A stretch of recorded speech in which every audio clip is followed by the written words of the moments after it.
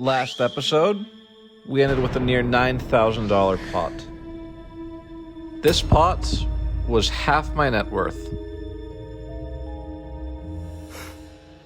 That one's really deflating. It's like, I just wanted to fold. Oh my god. That one hurts so much. That one hurts so much. Well, stream is not over. And our net worth is now down to 6K. Here's 5K. We can't touch this because that is tomorrow's buy-in. So worst case scenario, we're gonna be down to $2,000.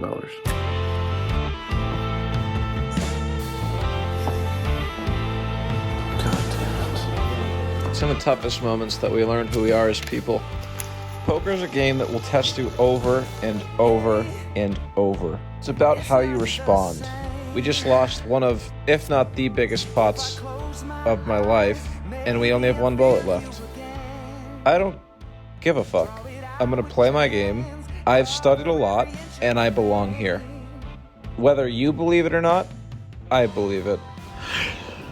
The very first hand that we come back to the table, we look down at ace-queen offsuit. By this point in the night, we're playing 5-10-25. Action folds to MJ, who decides to limp in. I raise it up to $125. Shireen calls, MJ does as well. 3 ways to a flop of queen high! Let's go! Come on! MJ checks, I'm at $225. Shireen calls, MJ does as well. The turn card, peels off an offsuit ace! Yeah! I'm not trying to break even. Give me all the chips to the table, I don't give a fuck! MJ checks, we bet $700. Shireen has jack 10 of clubs. She has a flush draw and a gut shot, and now faces a really tough decision. She decides to fold. MJ does as well. That's actually fine. Believe it or not, if this checks through and we all see a river, we lose 33% of the time. This way, we win 100% of the time. A few orbits later, we're in the big blind with ace-9 offsuit. 3 players limp to me. There's $110 of dead money in the middle. The cutoff, button, and small blind have been raising their good hands, so I don't think any of them are strong at all. I raised to $225. Acting like I have a very strong hand, we have dog piss. Everyone folds except Maria. She makes the call. Heads up to a flop of a big-ass nothing burger. If I had a very strong hand, I'd keep betting, so let's do it when we have piss. I bet $225. Maria has queen jack of spades. She's a flush draw and 2 overcards. I was not expecting her to have this hand. She makes the call. If the front door flush draw comes in, I have the ace of spades. I'm planning on repping that. But Maria would improve to a flush.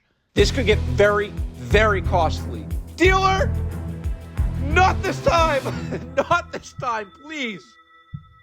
The turn card is a total brick. Action is on me. Well, we've gotten ourselves in quite the shitty predicament. We don't really block anything. We don't have anything.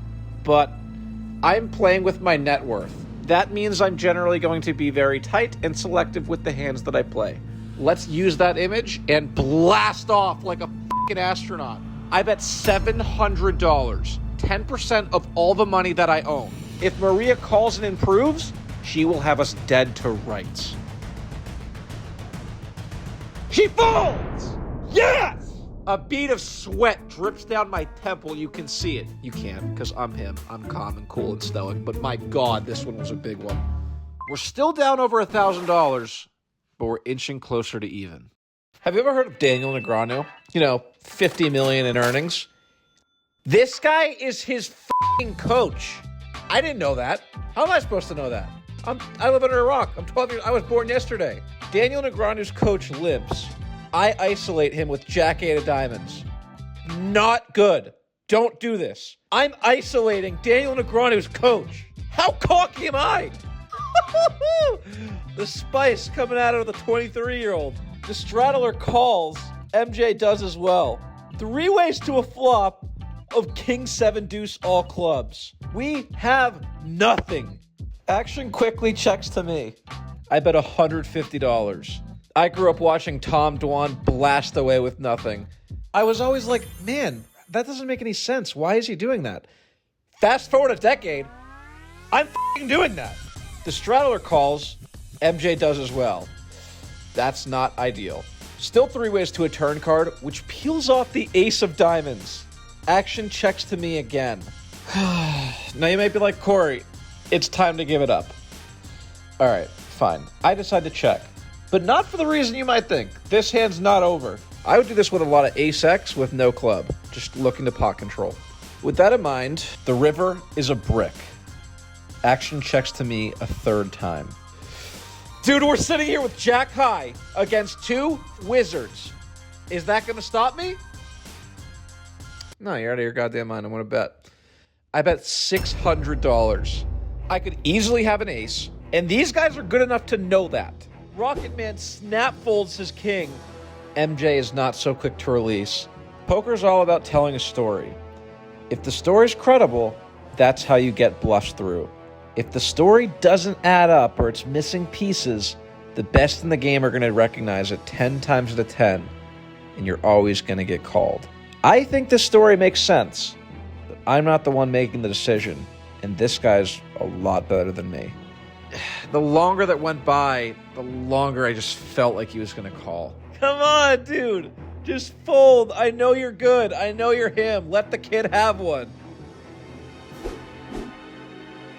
Thank God. Holy hell. With this pot, we crawl even closer to even, but we're not quite there.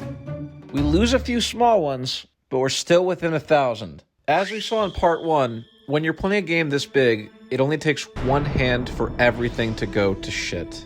Shireen raises to $60. MJ bumps it up to $400, and I look down at pocket jacks. This feels like deja vu, dude. The crazy thing is, MJ has pocket queens. We are set up to lose a massive pot again. I decide to make the call. Shireen folds, so it's just us. Pocket jacks versus pocket queens. We go heads up to a flop. If the board is all low cards, we are destined to lose a fortune.